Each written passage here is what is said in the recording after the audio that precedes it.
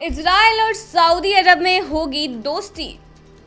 ये एक बड़ा सवाल है क्योंकि प्रिंस सलमान जो है वो अमेरिका को देने जा रहे एक महाडील।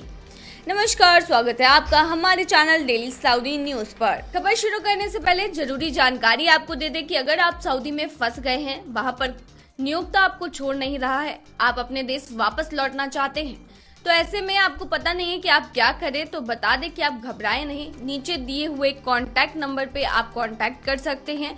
वहां से आपको जो जरूरी हेल्प है वो मिल जाएगी। कानूनी प्रक्रियाओं के तहत सारी कार्रवाई करके आपको महज 3 से 4 दिन के अंदर खरूज लगाकर वापस अपने देश सही सलामत पहुंचा दिया जाएगा। तो दिए गए नंबर पर आप संपर्क कर सकते हैं। देखिए, इजराइल और सऊदी अरब के बीच संबंधों को सामान्य करने के लिए अमेरिका बीते काफी समय से कोशिश में लगा हुआ है।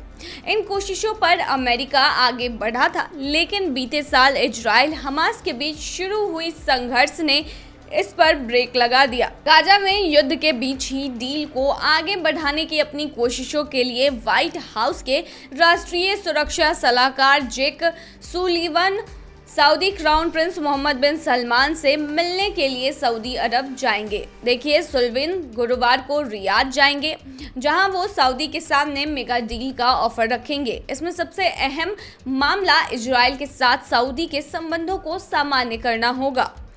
देखिए, Axios.com की रिपोर्ट की माने तो अमेरिकी अधिकारियों को सऊदी के साथ द्विपक्षीय समझौते पर पहुंचने की उम्मीद है। इसके बाद डील की शर्तों को इजरायली प्रधानमंत्री बेंजामिन नेतन्याहू के सामने पेश किया जाएगा, जिनसे डील में फिलिस्तीन के लिए 2 देशों की पॉलिसी के साथ समाधान की दिशा में बढ़ने की प्रतिबद्धता शामिल होगी। देखिए, नेतन्याहू जो हैं इस पर सहमत होते हैं तो वह सऊदी अरब के साथ शांति समझौता करेंगे। अगर वो इसे इनकार करते हैं तो उनको अमेरिकी समर्थन कम हो सकता है। बता दें कि सऊदी के साथ समझौते के तहत नई अमेरिका रक्षा संधि और वॉशिंगटन के साथ एक सामान्यीकरण समझौते के बदले में परमाणु तकनीक का ट्रांसफर शामिल है।